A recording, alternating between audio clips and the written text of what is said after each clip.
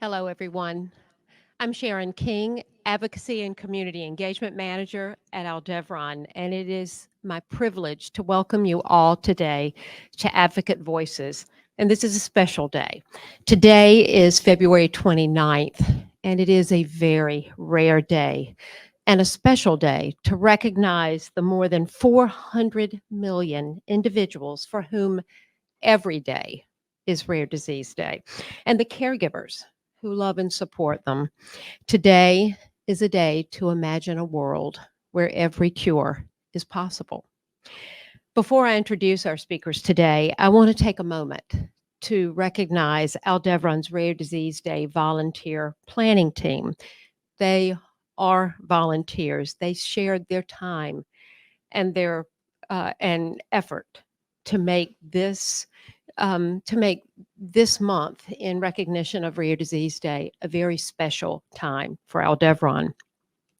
Julia Delanays, Cassandra Olson, Natalie Allman, Courtney Solberg, Courtney Rockwell, Lindsay Knoll, Lindsay Castle, Brooke Lynch, Samantha Ruskowski, Shelby Wunderlich. Really special team. I hope I didn't forget anyone, but I hope they know my gratitude and really appreciation for what they've contributed to this special month. It couldn't have happened without them. Several years ago, I attended the Emily Whitehead Foundation Believe Ball in Philadelphia, and seated next to me was Lisa Ward. And I immediately recognized her because in 2021, I attended the Believe Ball, but it was offered virtually that year because of COVID. It was a great event, and every presenter was inspiring. But the story that I couldn't get out of my head after that evening, and I watched the recording of that event that had been presented live virtually. The story I couldn't get out of my head was Jace Ward's, told by his mom and dad, Lisa and Roger. A year later, I attended the ball, the live in-person ball, just outside of Philadelphia, and seated next to me, Lisa and Roger. I knew them immediately, and I hadn't forgotten their powerful message. And even more importantly, I had not forgotten Jace. So I want you to meet Jace in this very short video.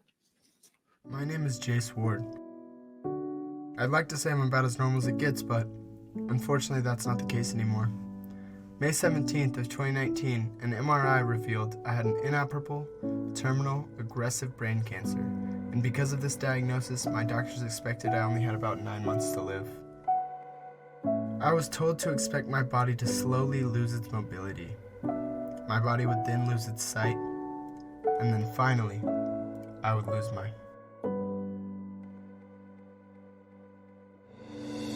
But my story doesn't have to be the same as those on this path before me. The progress made in the past few years has put researchers right on the cusp of making major breakthroughs in brain cancer. Unfortunately, our researchers do not have the funding needed to complete their findings. However, your donation could change what my future holds. With your help, I can dream about who I can be instead of who I could have been. If you are wondering how you can step up and make a difference, wear gray to support brain tumor awareness during the month of May. Share or repost this video on social media, or you can donate directly to Dragon Master Foundation at the link below. Thank you.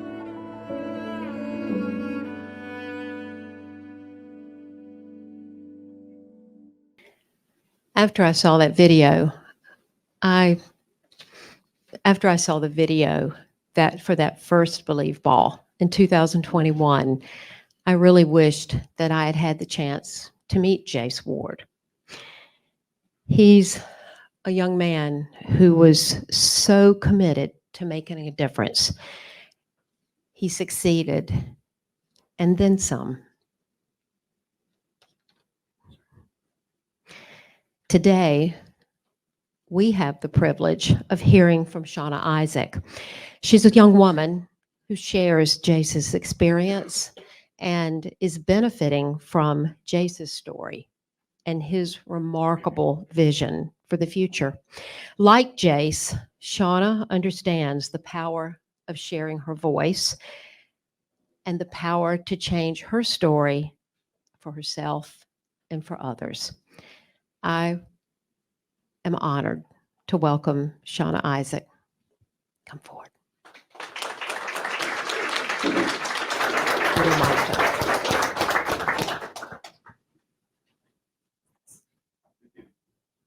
Okay, everybody can hear me. Good? Okay. All right, hi everyone. My name is Seana Isaac. I am 23 years old and I'm from Allentown, Pennsylvania.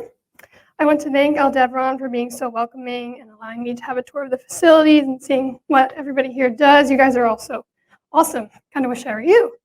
And you are the people who are making great strides in the treatment of rare diseases, whether you know it or not. And excuse my voice, it's been raspy the past few months just due to well, we're not sure, but I'm trying to speak as loud as I can. All right, so I guess I will start a little before the beginning of my new life, as I like to call it. I was dedicated in school, Irish dance, and orchestra when I was younger. I did a lot of traveling in my younger years to compete in major Irish dance competitions, and that exposed me to people of different cultures. I made many close friends through Irish dance, many of whom I still hold dear to my heart today.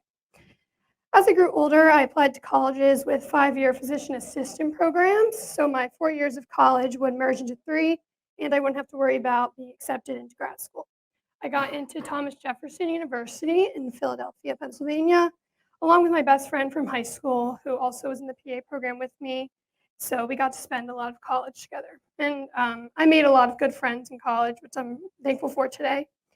When I was a sophomore, so that was around when we were kind of coming off of COVID, my mom was diagnosed with stage 3 non-small cell lung cancer, and she was a non-smoker. And that was a bit of a wake-up call to me as far as wanting to spend the most amount of quality time I could with my mom. And just because she is my best friend, and she did handle it well, but she never really opened up to me about what she was actually going through her head, what was going through her head every day, and that was in order to protect me. When I finally began PA school, I realized I truly loved learning medicine. And this is the iPad I used to save all the PowerPoints on, and I would write on all my lecture notes, and it was we were in there from 8 to 5 every day, and it was the best thing ever. Like, I loved it, and I love school, kind of weird like that. I found out that I was especially interested in pulmonology and thoracics, and eventually oncology. It was the hardest thing I had done next to Irish dance in terms of how much time I spent studying, and how much my life routine changed. But it was a good change and a healthy change, and I really was the happiest I'd ever been. And when I got through my first year and entered clinical rotations, I was so thrilled to have made it, and I was so ready to use my knowledge to help real people. My first rotation was in primary care. It was in Germantown area, so it was a bit run down. There were a lot of patients coming in every day. And it was meaningful to me because it provided me with a substantial amount of exposure to patients with a variety of comorbidities while learning what it was like to be on the provider side. However, never would it have crossed my mind that the night my rotation ended on August 31st, 2023, so just a few months ago, when just earlier in that day I was taking care of patients on my own. I would be in a hospital bed myself as a patient who needed to be taken care of. There is a mass. Those were the earth-shattering, life-changing words that came out of the ER doctor's mouth after they finally read the MRI report. I sat for 3 hours in the uncomfortable reclining chairs in the waiting room of Will's Eye, anxious for what the results were going to be. And TMI, I was using the bathroom practically every 10 minutes because of how nervous I was. I thought I was having a thyroid storm. My blood pressure was 180 over 110, which is really high, if you don't know. I remember back to how I ended up here. For 2 weeks, something fell off with my left eye. And I realized in the mirror that my left eye was misaligned when I was on my rotation about a few days before I went to the ER. I remember sitting in the ER looking up causes for sudden double vision, which I found could be caused by a number of things: stroke, MS, thyroid disease, and at the very bottom of the list was brain tumor. I skipped over that one, thinking there was no way that was happening to me. After hearing those words and not knowing how to react, I went silent. I didn't know if I had to have immediate surgery or if I had a ticking time bomb in my head.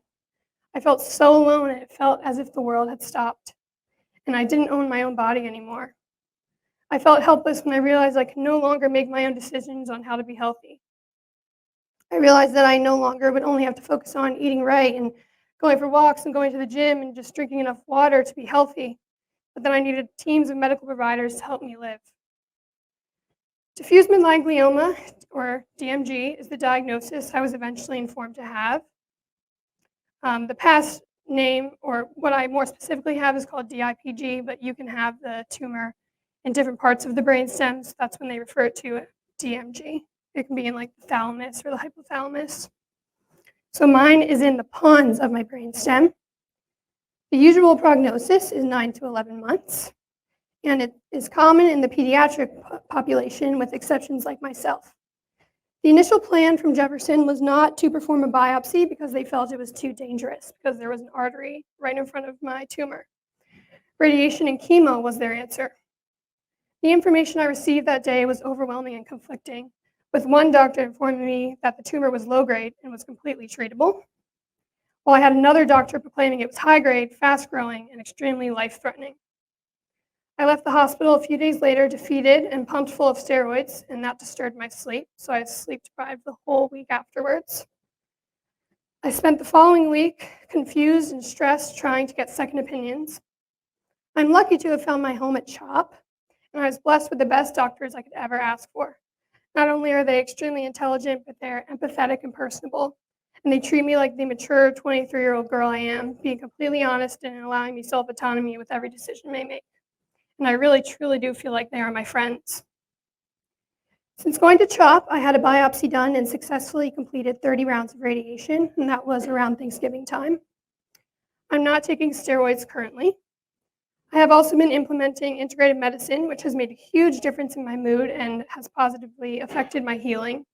I actually just got surprised with a Zen room at home, and I could do art there and yoga and read books and play instruments, so I'm really excited for that. There have been times when my eye has been worse, times I had to think about swallowing, and when I had weakness that took over my right hand, arm, and leg. And that was more in the beginning, which was scary, but I've since improved since radiation.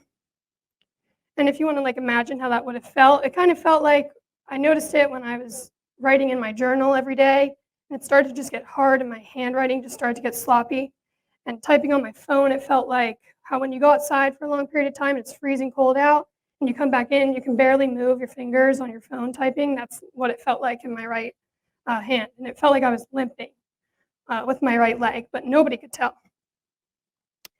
I still have constant double vision, and my voice has become raspy. But if you looked at me at the surface without knowing me, you would never know that I live with a tumor in my brainstem. A tumor that is more specifically in my pons, the structure that has all of the cranial nerves running through it, those same nerves being the reason I function daily. These functions include swallowing, breathing, eye and facial movement, walking, and more. Mentally, I grieve every day. I grieve the life I had before, my goals, my routine, my future aspirations, my dreams of getting married and having children, and even living to be 101 years old. This all for me is still possible if the cure for DMG is found in my lifetime, and I haven't lost hope. I have faith in medicine and faith in God, and I haven't accepted the fact of death despite that possibility looking me in the eye every single day. It scares me to imagine myself intubated in a hospital bed, unable to move my right side or talk to anyone or swallow. It has helped me to know that I have eternal life with Jesus in heaven. And I still believe my life here on earth is too precious for me to leave just yet. I have so many things left to do. It's unimaginable that I have bigger goals for myself now. I have the opportunity to create change and leave a lasting legacy for a cause that I did not even know to exist before my diagnosis. I'm taking the chance to share my story to the most people I can and to raise awareness about this lethal diagnosis and to find a cure. I'm now in the process of joining a trial for sonolescence, which I thankfully just gained a spot in. Sonolescence uses a targeting drug together with MR-guided focused ultrasound as sonodynamic therapy, making the combination a potentially safe and effective non-invasive treatment for cancer. I did not expect that being accepted into this trial would be one of the most challenging things I've ever faced. Not only is there the hurdle of limited trial spots, but because of inevitable human error, many mistakes were made in the steps of getting into the clinical trial, including communication breakdown and days going by with not having heard from a doctor. Weeks have passed that maybe I cannot afford to have passed, but we won't really know. Here I am waiting days and days to get started on a treatment that I believe will save my life. And I really cannot even believe I'm saying that sentence. The fact that there are barriers to having treatment is truly unacceptable. My question is, why does only 4 to 6% of government funding go to pediatric cancer? And if you imagine DMG being so rare, there's barely any going to it, and a lot of the funding is through the parents and the families. Does my life not matter? If there was more funding, there would be more technological advances. If there was more funding, there would be more sites and MRI machines for my clinical trial, and more spots for the rest of the children with DMG. If there was more funding, there would be a larger window of opportunities for companies like Aldevron to expand and share their techniques and findings to save my life and the lives of all of their children and adults with rare diseases. Aldevron, I thank you for your hard work, and I resonate with your vision and mission. With your continued research and dedication, I believe we can find a cure for DMG and all rare diseases. Rare does not mean undeserving, and rare does not mean unimportant. Rare does not mean a waste of time. Rare is special, and rare is amazing. Rare makes it all the more worth it to keep searching and curating. Rare means people like me need people like you who also believe in a world where every cure is possible. A world where genomic medicine pioneers will revolutionize global health. A world where I can live a long, healthy, and DMG-free life. Thank you.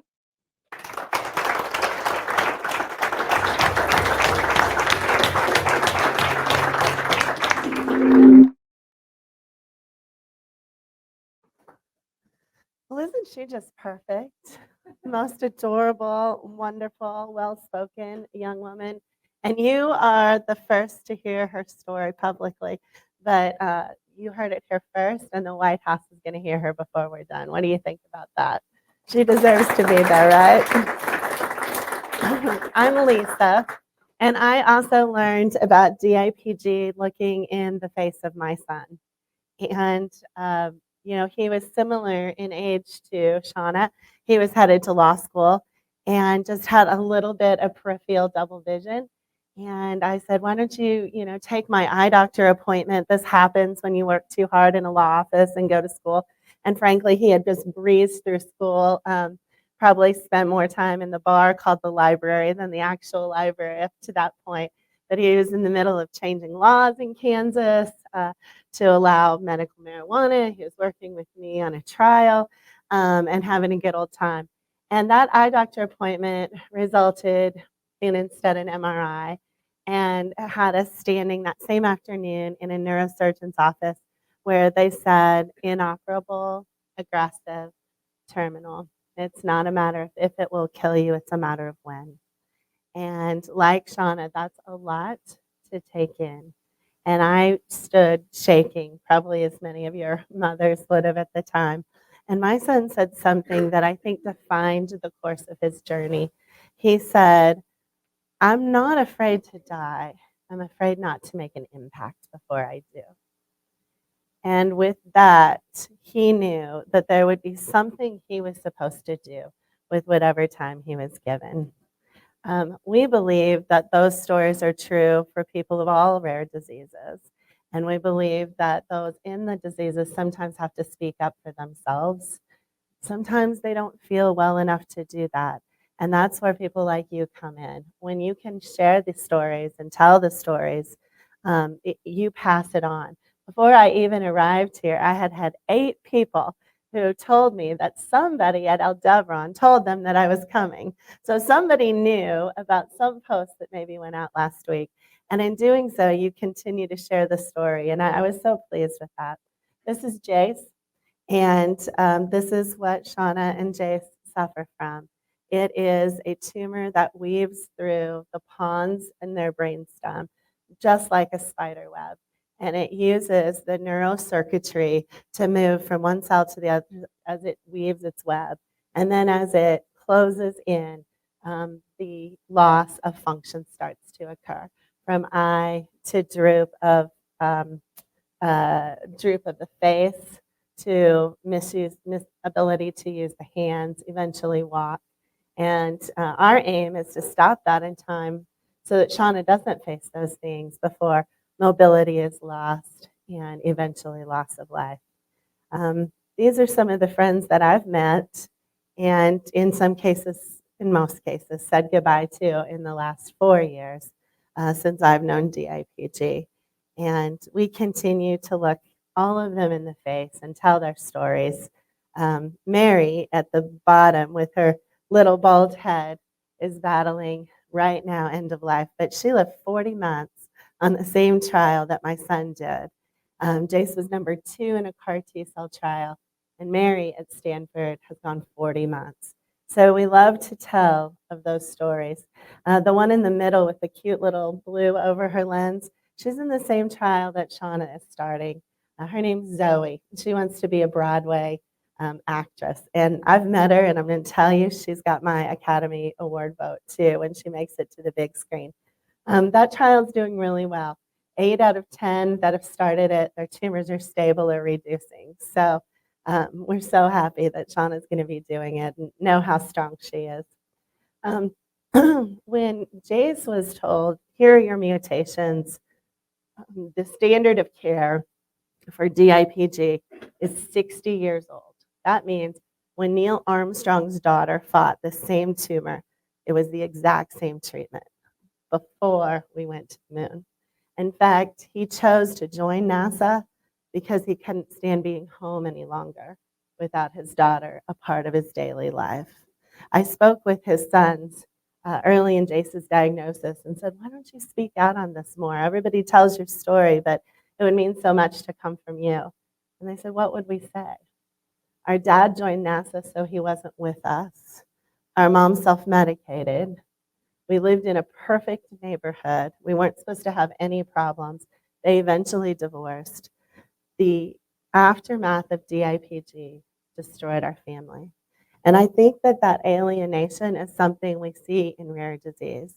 And we don't always understand what a family near us is going with that has facing something that's not as commonplace as the cold, right? Or even breast cancer, although that's isolating too. So I just want to remind you to just be mindful of those around you and ask as many questions as you can when the opportunity arises, or just be that hand that helps move them along. When Jay said, okay, now what do I do? What's my clinical trial? The answer was, well, what part of the country do you want to see? Is there a part you haven't seen? And he looked at me like, you have got to be kidding me. And this is at one of the very best centers in the US. And she said, well, I'll check clinicaltrials.gov and see what's available, and then we'll make the decision together. And he was like, can I phone a friend? Like, is this really the advice I got? And then we learned that we had to learn the most about treating this tumor off of moms on Facebook. And he would say, I can't even use that as a reference for my research papers. And you want me to trust that? Until the day I stood at Walmart buying dog dewormer because someone on Facebook thought that would fight a brain tumor. Then I was off the case. He said, no more, Mom. We have to find the right opportunities for all kids. When he had the opportunity to get into a trial, like Seana just did, she fought her way in all the appropriate ways. He would turn to me and say, how do we make this available for all kids? Because a 25-year-old mom with a 4-year-old has not learned to use their voice yet. You and I have, and we have to pay it forward. And so that's what I've been working on since we said goodbye to Jace in 2021. And it's really been a labor of love. For us, we formed Tough2gether Foundation. Jace never wanted his name to be on the front of everything. He didn't mind showing his face. He's kind of vain in that way. But he also wanted to be the kid at the college bar that wasn't the cancer kid as long as he could. So Tough2gether became our foundation. And now we have 44 families, including Seana's family, that are a part of that. We're very proud of it. We knew we needed a better navigation system. We needed nurses that would answer the phone 24 hours a day, 7 days a week, and talk to patients about, what did I just hear? What did that mean? Because as you can imagine, standing with a neurosurgeon in the room and hearing that news I mean, you didn't hear anything else after that. Jace Googled, I wrote down every single word, but we had so many questions, and it really shouldn't be answered by a Facebook mom like me. So I'm very proud of the My DIPG Navigator. In the last 2 years, we've helped over 250 families. A nurse walks with them from diagnosis all the way through the journey and into survivorship or into grief as that path becomes more evident, and answers every question and provides the help they can get. We also formed a national tumor board. And sometimes I say, you don't know what a party's like before you show up, right? Like, what was going on before I got here? Did I just bring the mood down or mood it up? In our case, we felt like there were lots of things that needed fixed, but we didn't even know they needed to be fixed. We just assumed they were in place and we hadn't found them. What we've learned in the last few years is it wasn't that it wasn't in place for DIPG. It's not in place anywhere in pediatric cancer, and very few places in rare disease at all. And so next Tuesday, I'll be in a group of 20 with the American Society of Cancer Oncologists, and we'll be talking about how we do what we did in DIPG for all of cancer. And to me, it sounds overwhelming, like creating the IRS, but we'll let them figure it out. From me, it's going to be, you have to put patients in touch with other patients. They have to understand lived experience. You have to be urgent. And the people that answer that phone have to care as much as the mother and father who just got the news. So if you can do those things right, it'll be a really good start. The National Tumor Board, in our case, is funded by parents like us, and we raise money doing things at companies like yours and matching contributions and bake sales and galas. So thank you for those of you that attend those things and take your time to volunteer. We brought the best doctors in DIPG together, and on Zoom every other Thursday, they hear cases from all over the country and advise the doctor back home. And the doctor and the nurse navigator advise the parent. These are the options for your particular tumor, giving your genomic mutations, giving the position of the tumor, giving the quality of life you're looking for, given whether you can travel. And you might think, well, why wouldn't somebody travel? I mean, there's a mom who has twins, newborn, preterm twins, a 4-year-old and a 2-year-old. That mama can't live in a hospital month after month like I could with my son. So we have to choose a better child for that one that just can stay home and take care of all of our children. We also found out that there wasn't any place that was collecting all of the data for these patients. Can you imagine? Even those postmortem that were donating their brain, like, I'll share anything with you, just help me find a cure. There was no place that all that information was together, that researchers could learn from it. So they could say, this is Seana's tumor, this is everybody else's, and here's the preprints that our doctors are sharing now, and here's the publications, and this is what's most relevant to Seana, so we can make the decisions. That's just being built now by parents that are engaging companies that are doing it because they want to get it out into industry. They want to get it to industry researchers. And academic centers aren't always on that same page. But for us, we don't care where you work. If you want to help our kids, you're part of the team. And we want you to be part of it with the best information possible. We want you to have our cell phone numbers if we can do anything to help, because we don't know how to cure cancer. And then in September, we started what's called the Brainstorm Summit. The best advice I got and the best relationships I made were from parents who had walked this journey before me, that we met 3 months into Jace's journey. And I remember sitting at a table with 12 moms, and at the time, they all introduced themselves of having lost a child. I didn't even know 4 kids who had passed away from cancer before that moment. And I said to Jace, we can go. We can say you're not feeling good. And he said, no, Mom, this is going to be who gets you through this. No matter if I make it or not, this is your team. And so we do that now for about 400 families, and researchers are there, and industry is there. And I told Tom we'd love to have a team from Aldevron. you can experience with patients, researchers, regulatory, just be hands-on with rare disease. So here's what we've been doing, none of it on our own. We've been building out these systems so that we can put it all together in a pathway that says, I absolutely hate you just joined this club, but here's all the best steps that we have available across the country for you to take to make sure you get the best options. And if you want to show your data, you're part of the story too, and your legacy will always be part of that. And we know you can't always put enough in savings to go forward and make these things happen, like clinical trials. And for us, it was coming from Kansas, but living in Palo Alto, California for 8 months. Very different structure of rent expense in Palo Alto, California, but very worth it to be able to be number 2 on the first CAR T-cell trial for a solid tumor. So we have a group that now helps provide financial assistance for all of that. And we know that we need to champion our work, not because of who Lisa Ward is or who Seana is, but because of all of those who haven't found their voice. And I think that's true for all of you too.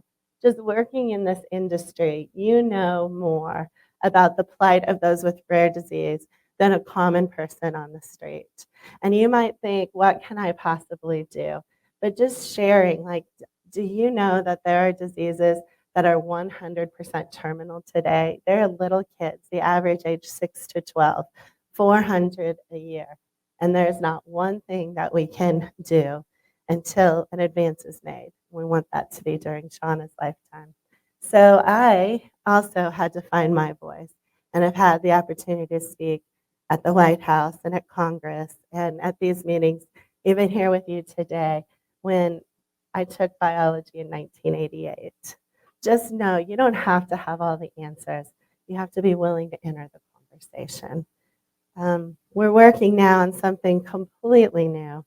And you'll probably hear a lot about it from Cancer Moonshot in the coming year.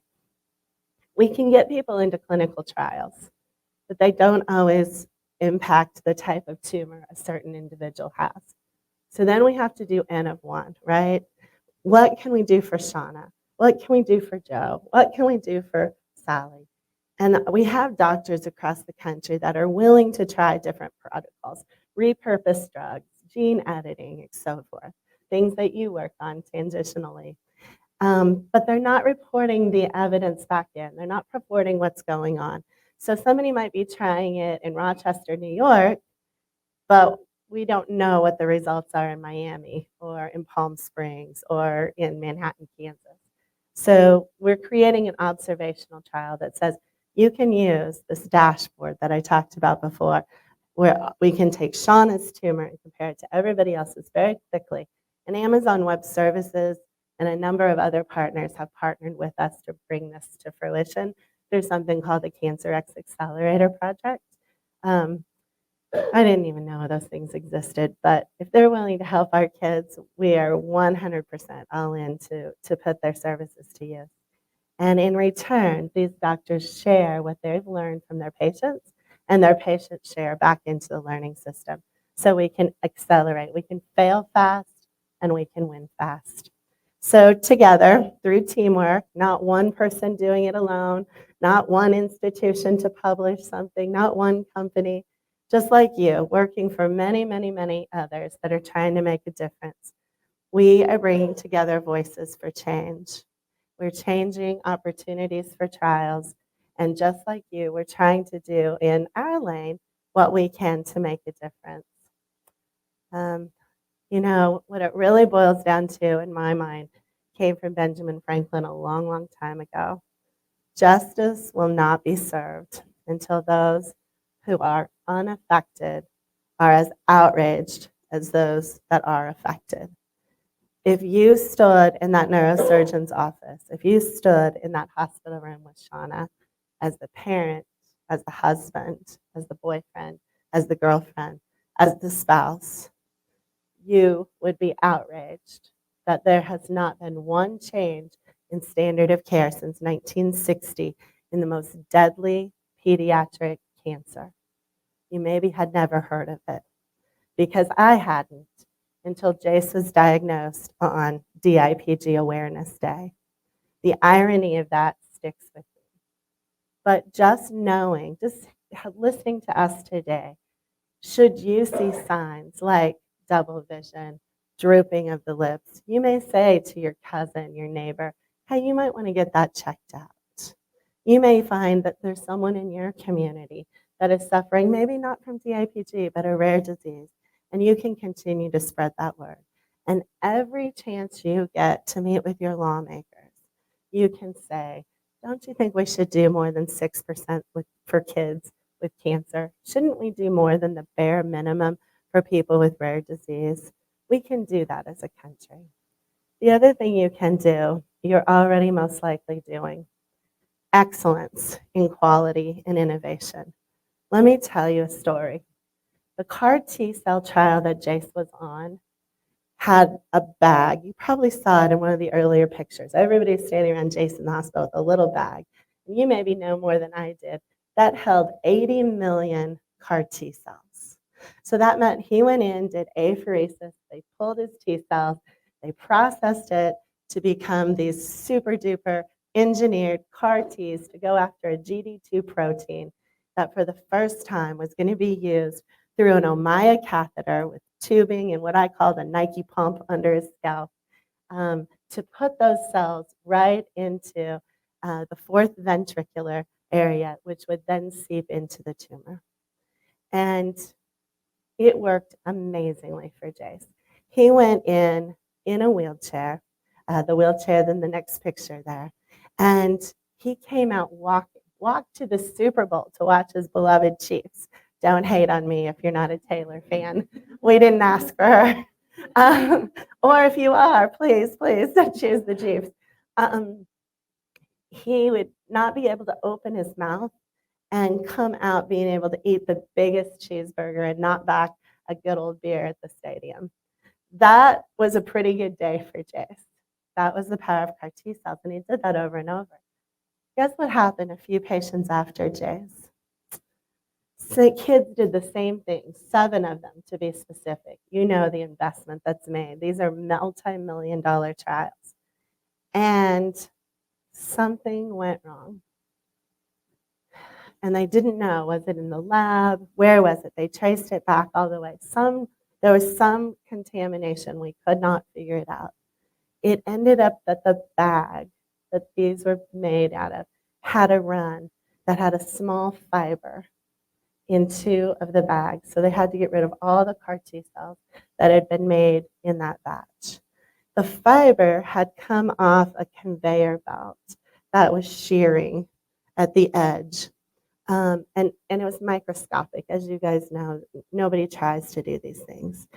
But that made them have to throw away all the T cells for those kids. And remember, they have 6 to 9 months, 9 to 12 months. If they can't then start the trial again because of a safety review hold and figuring it out till 3 months later, those kids didn't make it. And it was as simple as, did we catch the fiber, right? Now, I don't want anybody to go back and think, oh my gosh, what am I doing?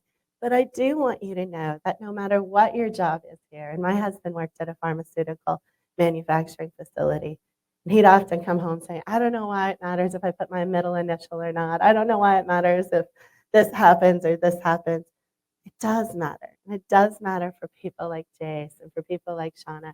And we just can't thank you enough for all the diligence you're showing and all the hours you work and all the times you don't take your finger off the ball, because it does result in better opportunities and Super Bowls for kids like ours. And then feel free to speak up anytime. You don't have to know everything about a rare disease to say, have you ever heard of this? This is something we need to try to support. Remember, I took biology in 1988. I should not be speaking at the White House about things that we need to be doing for brain cancer.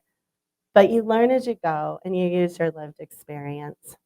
I just want to thank you for the time that you spent today, for listening. I hope the lunch was worth it. I hope maybe you learned something. And continue to think of us We welcome you to join our team, to be part of Tough Together, to share anything on your social media anytime. You don't have to feel like you have to know the kid that's in the picture. Their permission's been given by their parents, and all we want to do is get the word out. So if it's ever your child, you'll know where to go for advice, and maybe you'll have the opportunity that Jace didn't have for a cure. So thank you for all you do, and thank you for celebrating Rare Disease Day with us.